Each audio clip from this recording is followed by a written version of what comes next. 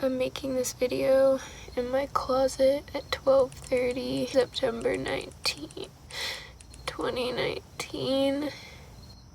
I just don't see myself pulling together. I feel like this depression thing is irreversible and I'm gonna feel like this forever. And I know I'm not always supposed to be happy, but I can't always feel like this. This is unbearable. This just sucks. This all just sucks. I don't know. This is all so stupid, man. Everything's stupid.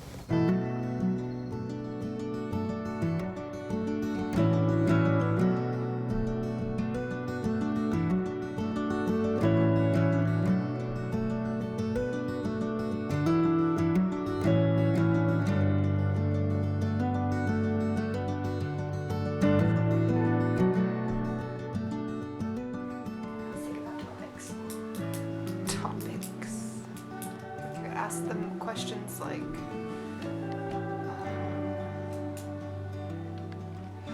I don't know, like, what does love mean to you? Do you think that this documentary is going to work?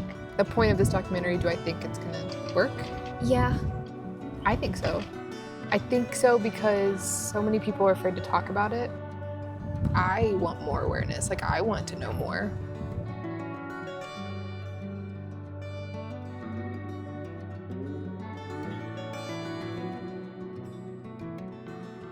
The 3 people we interviewed, each one of them has a foothold in the mental health world. Each of them have gone through 3 different things. So it's like, I feel like watching this is gonna help maybe change people's perspective on people. There's a gravitational pull with this documentary, and I think that it's worth it. I just hope it works out. I think it will. I think it will.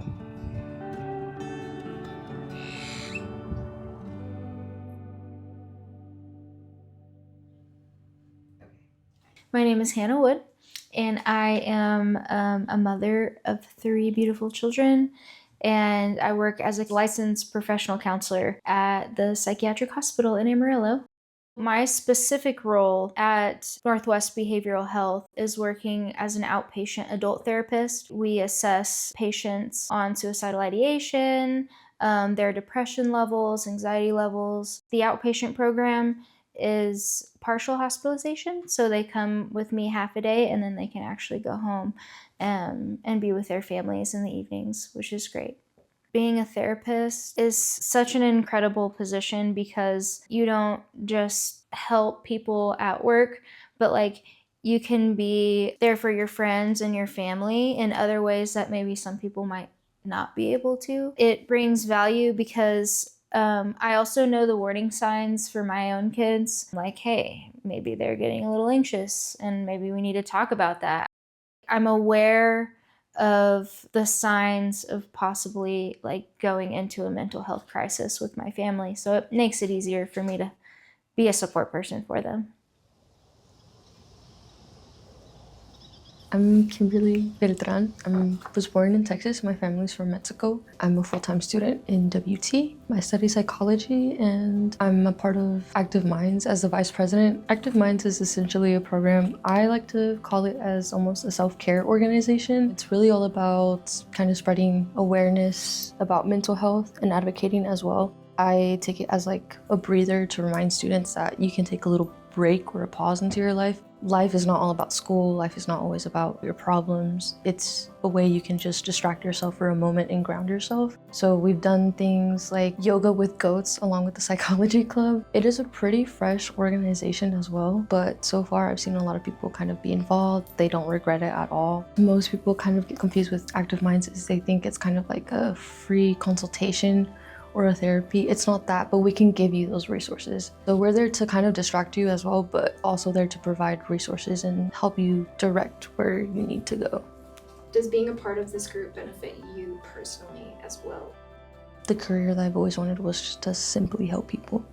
So for me, it benefits me because it gives me peace of mind. My name is Casias. I am a parent. I'm a wife. Been with my husband for 8 years now. We have 4 kids, and yeah. I am a volunteer with the Amarillo area LOSS team. So LOSS stands for Local Outreach to Survivors of Suicide. That's what I have done for, I guess, almost the past 5 years now. Before I tell you about the program, a survivor really is not somebody who has attempted and then survived that, but it is somebody who has lost a loved one to suicide. And so by that, they are a survivor. This program was created in the 80s in New Orleans by Dr. Frank Campbell. And so he basically started a team of people who partner with law enforcement and go on scene with those who have lost a loved one to suicide. It's just so much like grief and chaos, and we're there to help while officers are doing their job that they need to do. They're also just having to like go by a bunch of red tape as far as like what they can and can't say. And so we kind of take that off of their plates. We also do like kind of a timeline reach out. And so we'll reach out to the family as long as they say that that's okay, to check in with them to make sure that, somebody's thinking about them.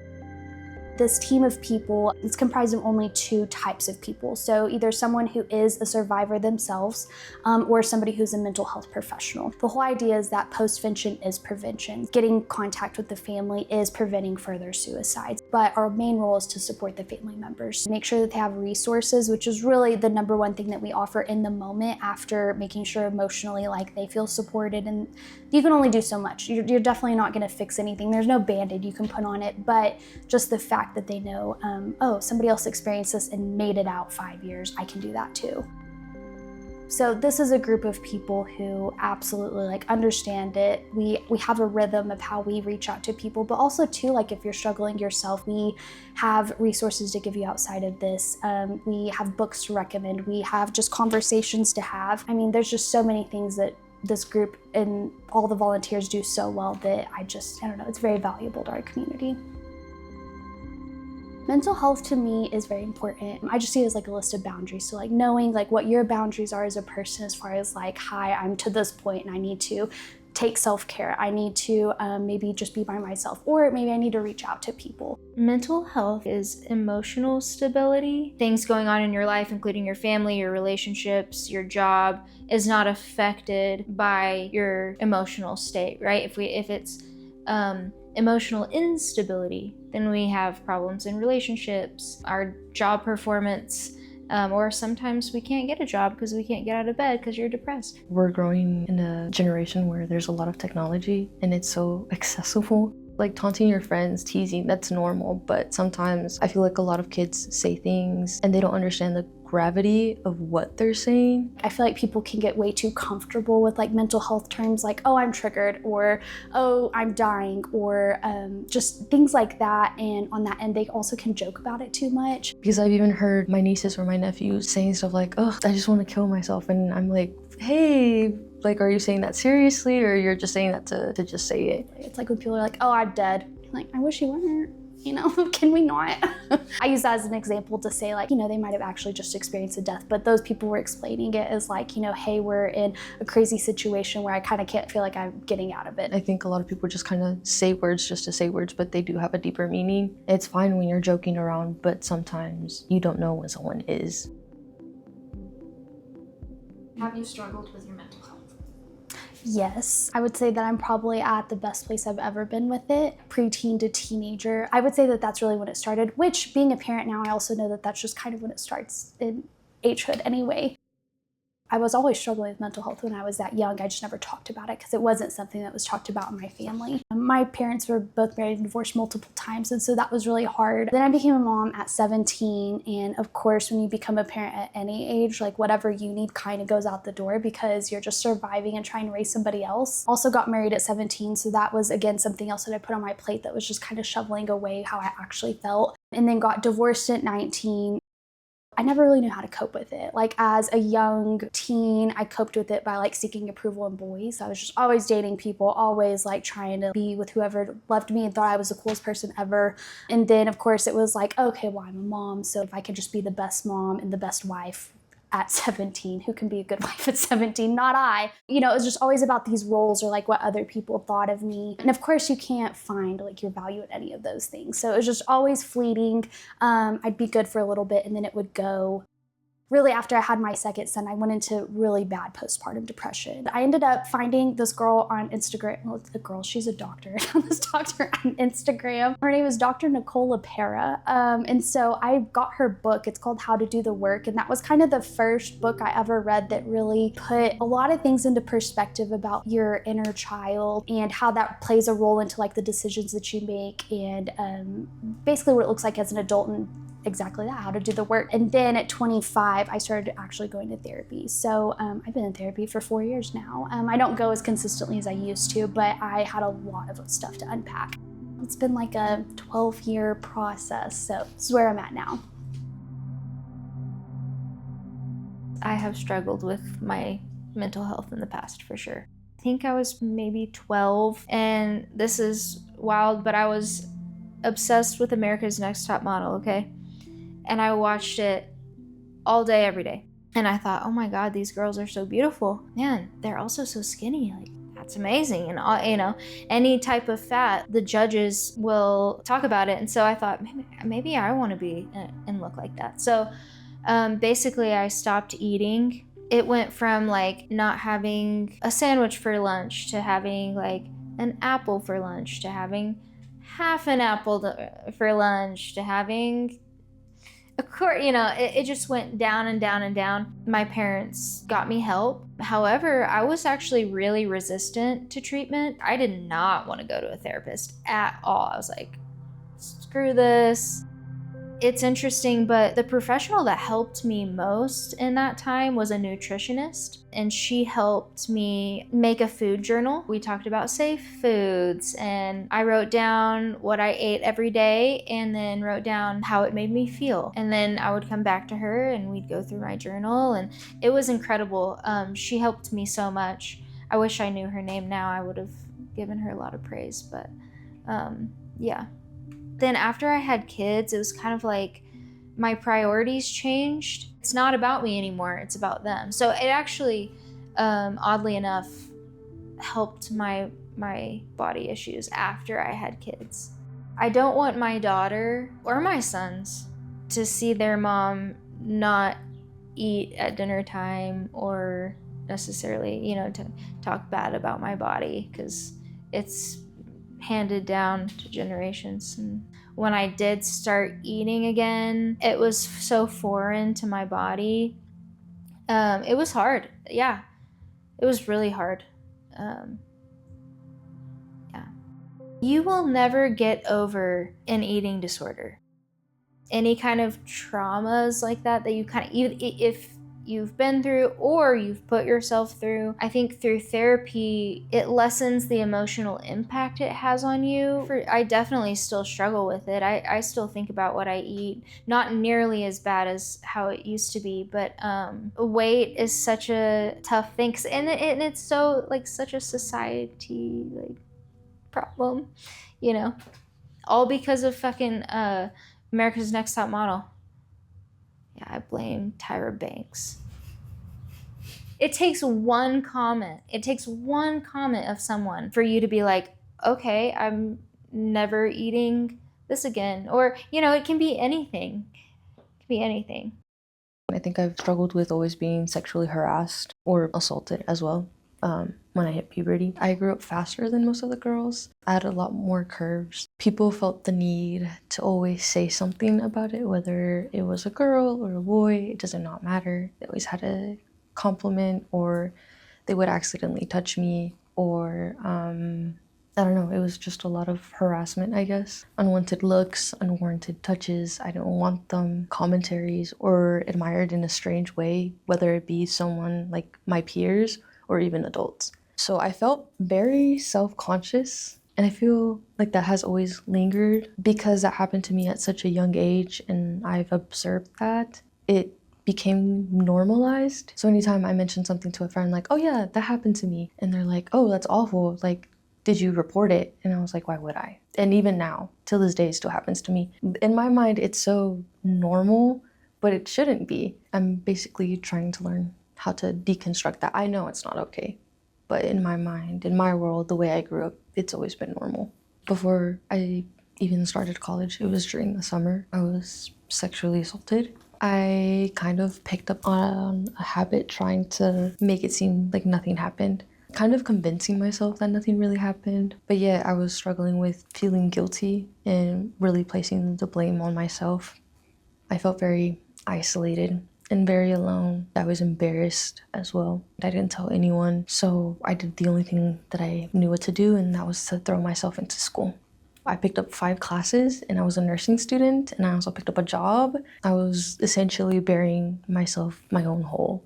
No matter how many distractions there were, or how much I worked myself into not thinking about it, it always came back. And that led to me, till this day, having PTSD dreams.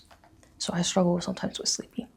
The very first question I ask my patients every single day is how many hours they slept at night. Sleep is so underrated, and it has so much to do with your mental health. So if you don't get the sleep, then you're anxious.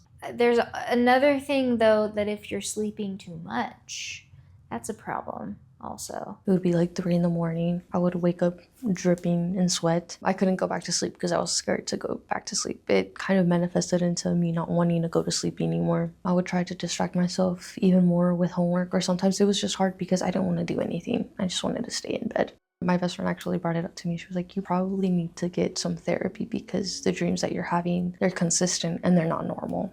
They're not normal at all. It was definitely a message of there's something wrong and I'm not letting it go. Since I wasn't getting good sleep, and when I would go to school, it would be very hard for me to stay awake or retain any information that I really needed. It really struggled just with me doing daily tasks, as like doing even my bed, just because I woke up late. Now I'm late to class, and now I have to hurry up, and then I'm kind of just everywhere. And in my mind, I felt like everything was a mess, and I just didn't know where to start. Like, okay, I have to do this now. I have to go here. I have to pick up my sister from school.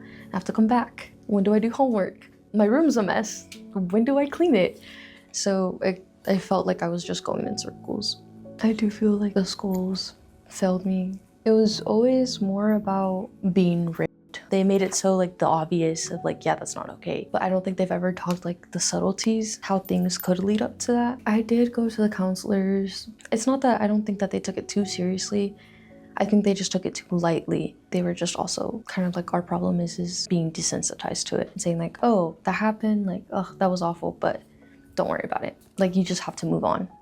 And that's that.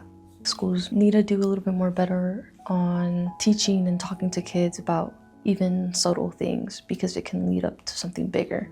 It's not always so obvious.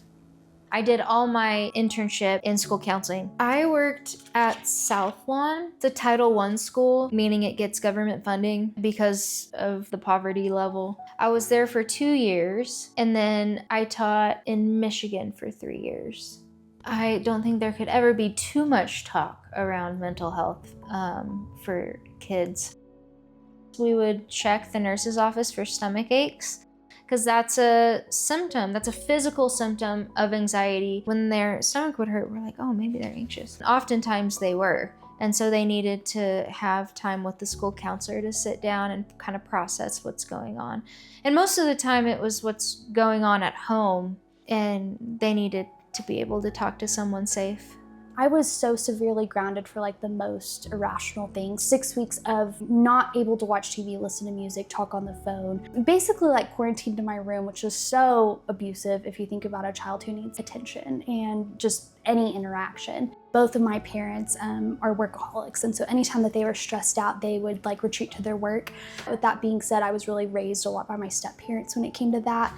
And so I had very good step-parents when I was young, and then I had a really terrible step-parent at the age of 11. He was very emotionally abusive, and my mom wasn't necessarily like there. One time I like used eyeshadow and basically colored like bruises onto myself so I could go to school and like say that he threw golf balls at me. But a counselor did take note of it, and so my mom and my stepdad had a CPS case that was called on them. That was, my way of acting out of like, okay, well, I could go to school and get attention. I felt like he was throwing golf balls at me. That never actually happened. During that time when that CPS case was open, I also got a hold of a phone and went to call my dad. And I remember my stepdad came around the corner, saw me on the phone, I hung up mid-conversation with him and it sounded like very scared, so they called the police. And so the police showed up at my door, and my mom, I guess not knowing how to handle the situation because, you know, she's in that marriage. Like, I just remember the look on her face. Like, I can't believe you're putting us through this. Like, you're not actually abused, which is so horrific to deal with. Because, again, like I said, he wasn't actually doing that, but sure as hell felt like it in my little age. So things like that happened where it's like, okay, the intention was there. I feel like a counselor did try to make the right move of like getting somebody involved, but then of course it got dismissed. And you hear that time and time again where it's like when actual abuse is going on. Like, I never talked to a counselor after that. I don't remember going to the school counselor after that for anybody to check in on me. And that was my entire time throughout school. So it's like the schools necessarily didn't do everything that they could have. However, their plate. I mean, like, what do they actually have the opportunity to do? I feel for them because those counselors have a lot of other things on their plates to have to deal with, and maybe they're not gonna have the time to try to check every single child to make sure that they're okay. The ratio between school counselor to students is outrageous. I'm pretty sure the School Counseling Association, it's one school counselor to every 250 students. And if you go out to Amarillo, it's like one school counselor to every 700 to 750 students. That's outrageous, completely unmanageable. School counselors cannot keep up with the amount of need that those kids have. And it's just getting worse, to be honest. And I do love AISD and CISD, but there needs to be more school counselors to help the kiddos because they need it. Absolutely, they need it. Suicide is a global public health problem and the second leading cause of death for young people in the United States. It is the second reason why kids die. We have to be talking about that. We can't shove it under the rug. The schools should be focusing on mental health more. They're just not. I feel like Amarillo could do a lot better job when it comes to like getting resources in the hands of youth. And something else too, I'm not necessarily sure if this dictates anything, but it's like because they're underage, what laws are restricting them from being able to like give access to certain things? Like, okay, it's not necessarily our fault. There's just a lot of like tape around this that we can't necessarily pass. There's just so many factors that I'm like, I don't know. I don't have a good idea for what they could do more. I don't. And so I have a hard time saying, hi, there's a problem if I don't have a solution. There's not too much talk going around mental health right now because you do have kids who are younger and younger being exposed to really things that cause such shame, not to mention like, you know, trouble in school, bullying. And now you have social media, which they can't flee from. Most kids have phones, and so it goes home with them. It's not just that jerk who goes to school with them that they at least get to go home and retreat from. So there's just so many moving factors that it's like, God forbid, please do not stop talking about mental health when they have all these things going against them. The way I've gotten resources, honestly, is just going to school, but not high school. It was until I went to college. As much as technology has harmed us in a way, I think it also is very beneficial. Start doing ads. I say that. I don't know. I really don't know, actually. You want to see change in the schools, but who is it up to? Leadership. It's going to be admin. We can protest, we can lobby all we want, but it's going to be leadership. And they can afford it, let me just say. They can. They're just choosing not to. In the school system, they spend way too much money on those stupid STAR tests. Millions of dollars go to these STAR tests. And then they're mad that our kids are like depressed and anxious. What they need to do is they need to not have STAR tests and hire more school counselors and mental health professionals. If you do that, then their scores on their regular tests will go up because they're less anxious and depressed. And I realize it's important to know where your kids are at academically, right? But all of these tests are making our kids' mental health worse, so much worse. You know, they're gonna end up with me at the psychiatric hospital. I'm serious, like, because they're gonna have so much pressure put on them, then your self-esteem starts to go down when you see all these other kids maybe finishing first or whatever. So it's like, it's Mental health is written all over it. Insomnia, they're gonna not sleep. My son, he's already worried about it. He hasn't even started 3rd grade yet, and one of the comments he made this summer was, "I'm so nervous about taking the STAR." He's 8 years old. He should not be anxious about this at all. How do you try to create a safe space for your child to come to you if something feels wrong? We talk about emotions every day and feelings. We talk about having big feelings. I have a 3-year-old, 4-year-old, and 8-year-old. So obviously with my 8-year-old, we can have a deeper conversation about it. My husband and I have always told him, you can tell us anything. You are not going to get in trouble. And so that gives him a safe space to be able to express what's going on in his little brain so that he knows that we're going to be there for him. Sometimes a lot of it's just listening. I want to be the person for my kids that they can go to. So we talk about it, I would say, a good amount in our house. We don't necessarily idolize it, but try to create this safe space to where it's like okay to talk about, but it's not, everything. I mean, I've dealt with my kids having issues. We've dealt with self-harm in our home. We've dealt with, I would say, like somewhat of ideation. They're human. There's going to be some sort of factor that could get them to this point. So it wasn't about me. I have provided a good life. It was what they were dealing with, and we're on the other side of it now. None of my kids' parents are together, so we're a very blended family, and so they do have to manage what that looks like. And so there's just so many moving parts in their lives. Like, the most stability I can give them is making sure they have somewhere safe to put their emotions. May not handle things the best, and I will deal with them the best way that I know how, but they don't ever have to be afraid. I think it's interesting because I have made most all of the stigmatic mistakes of teen pregnancy, failed marriage. I have not done drugs, but it's one of those things where it was I've been with somebody who has done drugs in my past, so I understand okay, well, if I allowed that in my life, might as well be the same stigma on me. I have failed at jobs, I have changed jobs, I don't have a college degree, my parents are divorced. I mean, all of these things that people are okay, that's a tick mark of why you're not good. I mean, I've dealt with all of that stuff. And so, not to say that I know everything, but I will absolutely try to make sure that my kids are always better off than I am or was as a kid. And so just knowing that that's my intention, I would hope that the door is always open, that they know that they can come to me and I will help. If you just listen to them, that can help in itself. Being able to listen to our kids, so important. And then we can talk, but listen first. When we go and assess a patient that's suicidal or has just attempted, and we ask, what can your support person do for you? 85% they say listen. So we write it on their safety plan. What can your support person do for you? I literally write down listen, and I tell the support person, they said listen. You don't have to give them advice. You don't have to try and fix the problem. Just be there and listen to them. I'm sure I've said the word listen a million times, but it's just the best thing to do.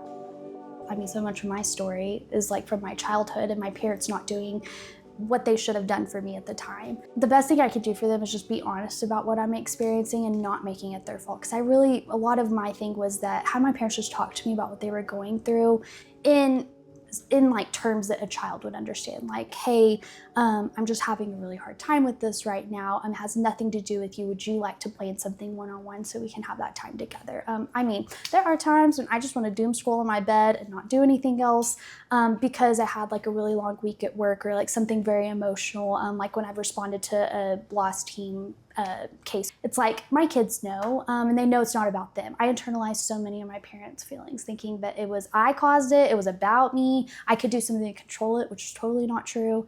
And so I feel my kids are better off for that, even though I don't have it all together. I think my parents knew how to get me help, especially when I was a kid. They had friends that were therapists or new therapists that could help me. If my parents hadn't known how to get the help, then no, it's not promoted anywhere, right? So we need to educate the parents on how to be advocates for their kids.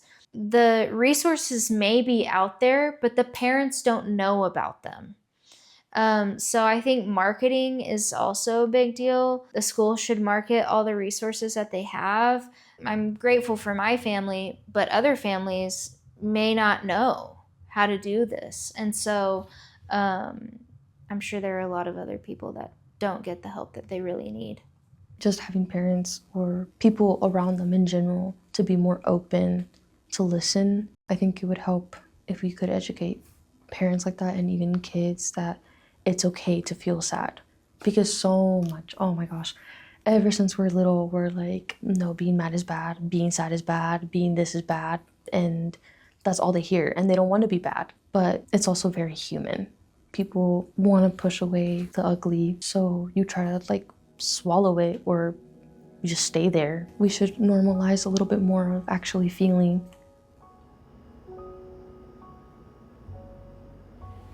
I think it also helps to bounce stuff off of us anytime you need to talk. You can't, we're here. I think we need to stop being so hard. It's not that important. Everything's stupid. Everything, I mean, it's doesn't fucking matter. I know if my dad was here, I know exactly, like, he'd be just like, do whatever you want, but don't let anything keep you from trying. This is the word of the Lord. Thanks be to God. Or moving forward, because Papa was not a move backwards person. That's what kept him moving on that path. And everybody felt it from him. Everybody looked to him for that. He was the guide. And those are the things I hold on to. All the time. Toodaloo. Toodaloo, baby. So Papa going to get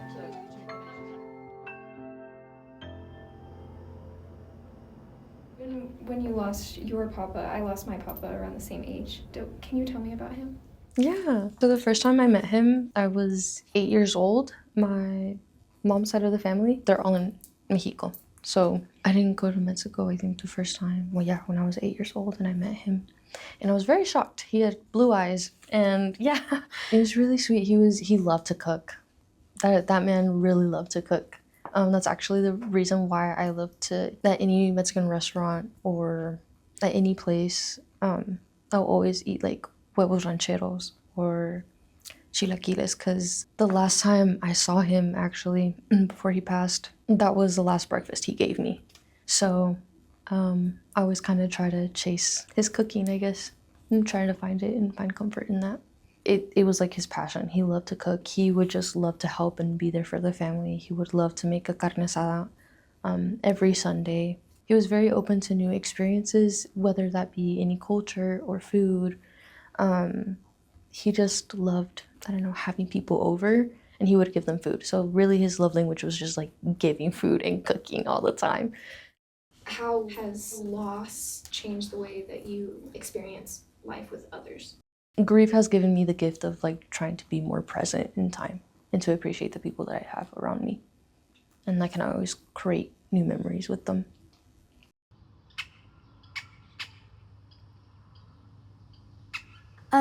I think experiencing grief and loss, yes, I have dealt with that. That timeline that I'm talking about in my life where, I'm 17, I have my first child, then I get married. Then I experienced my first major family loss. So I lost my grandpa when I was 17, and then when I turned 18, my best friend died by suicide. Being a part of the loss team has given me a lot of purpose. What's really hard for people who've experienced that type of loss, it's so odd to say, but when I'm there with the families and the loved ones who have lost somebody, it's so raw, it's so hard, and explaining that to just a stranger, it's kind of like, why would you do that? Why would you go whenever their loved one is even still there and you're having to wait on the corner? It is very hard. However, I couldn't imagine them being there alone, really because I know what it was like for the people before this was around when they were alone. And I remember the lies that went through my head of oh, you weren't really her friend, or oh, you should have reached out to her and seen if she was okay, yet you were going through your own chaos and just so many things. And it's nice to have those people there who can immediately help offer this, I say the solutions, but the clear truths. Just the fact that they know, oh, somebody else experienced this and made it out 5 years, I can do that too. My best friend's parents, that was something that they used to say all the time was oh, well, that lady made it 10 years after losing her child, I can do that. If I can just make it for 10 years. trying to reduce the risk of suicide. That's enormous for us as counselors. When people think of trying to commit suicide, they don't think it's temporary. They think like, I have to complete this because it will never get better. But it can get better. I think there's still such a stigma for sure. And people don't want to ask for help, even though it's like literally the bravest thing you can do. And that's what I tell all my patients and clients at the hospital. Like, guys, y'all just did the bravest thing that you could possibly do coming here. With my patients, I see them every day, 5 days a week. I ask this every day, are you gonna harm yourself or others? Do you have a plan? And building rapport with your patients or clients, if you're doing private practice, is so incredibly important, because then they're way more apt to tell you that they're having these thoughts. You make it to where you're a safe person for them to talk to. Because if you have suicidal ideation, oftentimes it's embarrassing.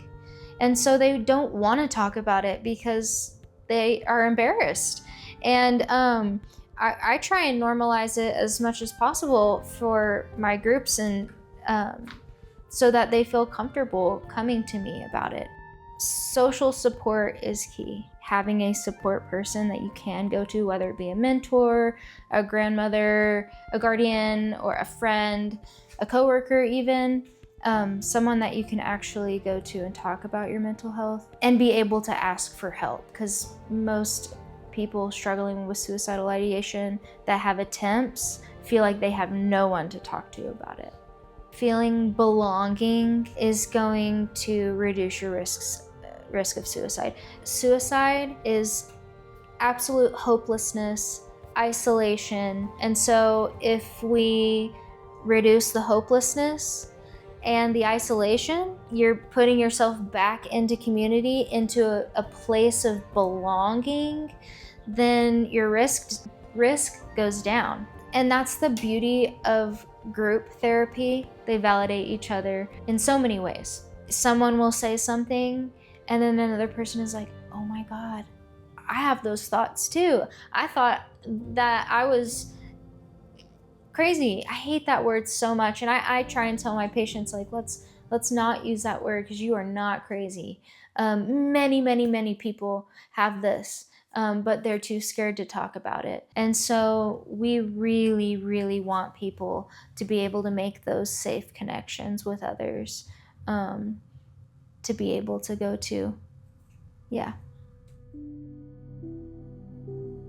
Whenever somebody loses someone to suicide, their risk goes up by 50%, which is huge. If you're talking about how many people that affects, if there's one person that dies by suicide, 137 people are affected by it. That's like, your immediate close family, which is however many people. Then you have like your coworkers and friends, and then you have your people in your community. So like, I'm a regular at Palace Coffee. That would be somebody who'd be considered inside that outside circle. And so that's 137 people who automatically overnight experiencing that have their risk go up. And so the idea is that we are there to help those people who are now at risk. What I see the value in it of is like, it's my purpose of being able to help after the fact. Because these things are gonna happen. And so it's either a matter of like, we're there to help them, or we just don't, and then they have to go through it by themselves, and their risk continues to increase while they're having to be alone and deal with that.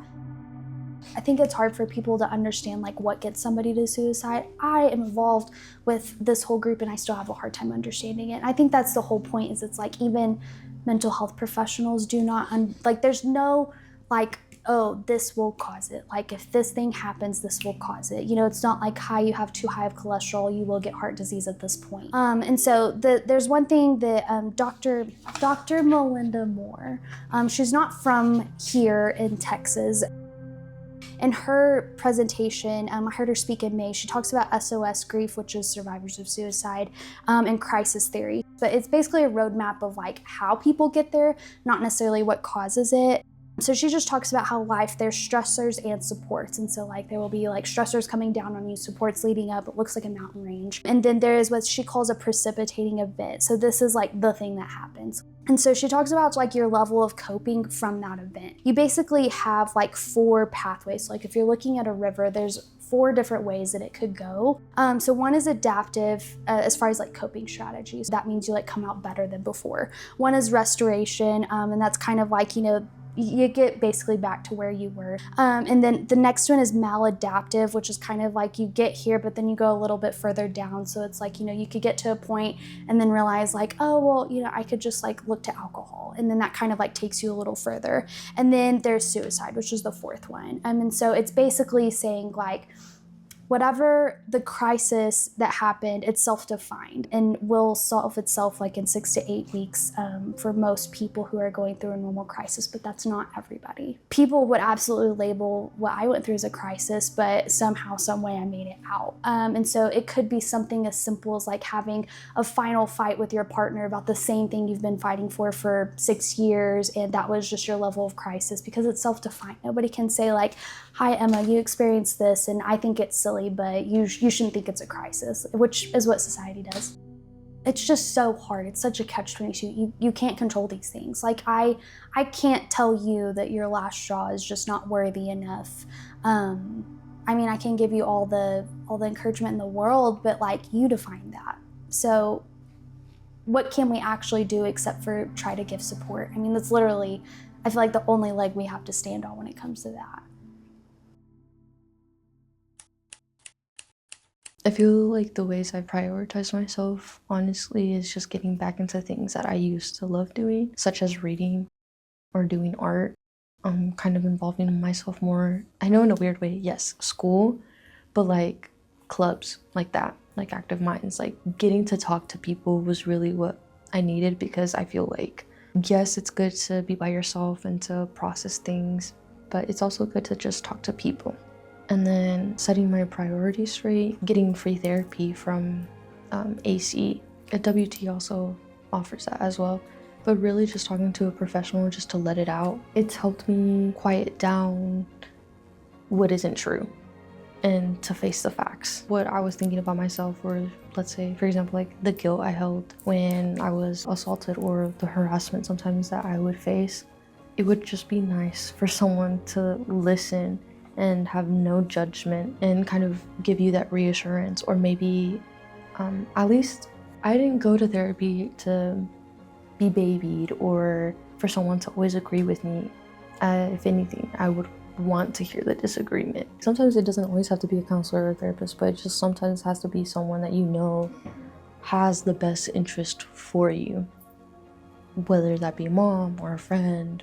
We need that third kind of point of view. Therapy was very beneficial to me, at least, and it just gave me that, it just happened to give me reassurance that I needed. So kind of having that realization like, like maybe it is worth it to stay here or like to be here. There's no timeline for I would say grief. You just get better about like how to cope with it and how to deal with it. And that's where I'm at now. I mean, it's only because I've had to deal with all of these things for years that like I'm just better at understanding it now. And I'm quicker to turn around and say like, oh, okay, this isn't the lie that like I am just this broken person who cannot heal past this thing that I experienced when I was 15. Like, no, it just, that was traumatic. It does come up because life is life, and you know, we're moving on past it, or at least acknowledging it, which is something I didn't do for a long time. So, yeah. For me, something that I try to remind myself a lot is that I've literally made it through 100% of everything I've dealt with so far, because I'm here. You know, I'm here. My life has gotten better. It did take a long time and a lot of work, but you know, we're here. And so that's something that I try to remind people is like, it's gonna be okay. You have made it to this point. You've made it to this point. You've gotten through 100% of it. We can keep going. That's a really good statistic. What gives you hope today, even if things aren't perfect? What gives me hope? What gives me hope are people like my coworkers. I will say I have wonderful people that I work with, and seeing how they interact with patients or even just people in general, it helps me know, like, okay, there are good people out there that are going to help others in need. If I didn't see it from that point of view, I might feel alone and be like, are there really those people out there that are educated or have the exposure in order to help others? But I do see it. I see it in my workplace for sure. And that gives me hope. Absolutely. And what also gives me hope, this is one of the biggest things, is watching the transformation of my patients from when they started with me to when they leave. It's like, it's incredible. It's an incredible transformation.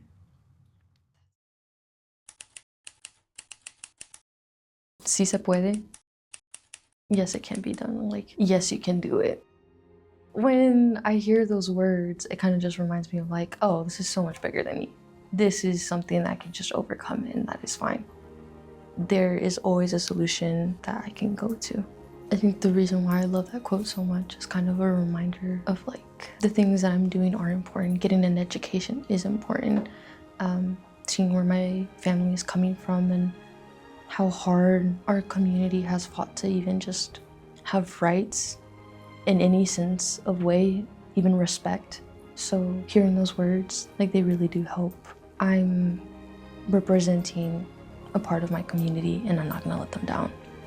If your story could help just one person, what part of it do you hope that they will remember? I hope they can remember that they are worthy and they are capable of forgiveness, and you are in control. You have the power to navigate, to change when you want to and when you are ready. You know, there's the textbook answer, like that you're not alone. But I think that's a really great answer, that you're not alone. There are others that are really there that are gonna help you in your journey of healing. If I could talk to my younger self, I would just be like, hey, we're gonna make it. We're gonna make it, and it's gonna be better than what you thought. And you're gonna have purpose and people that love you. I know it doesn't seem like it now, but 12 years from now, absolutely so.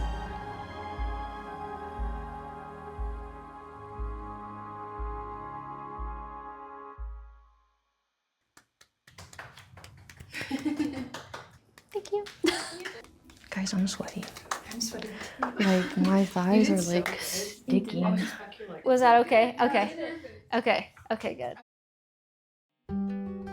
I love the snaps. I like...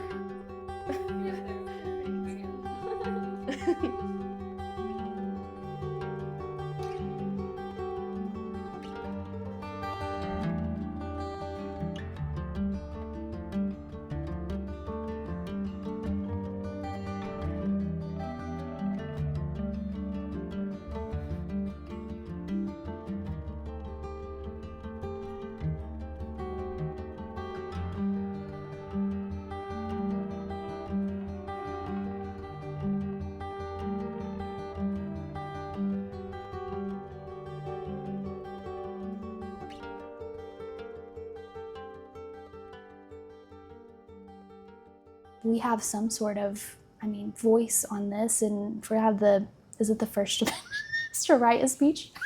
Or actually, yes. Wait, hold on. I didn't know if I could say the F word or anything like that. Oh, yeah, absolutely. Okay. It's a great question. No comment. And this is not recording, right? I Is forgot it? to stop.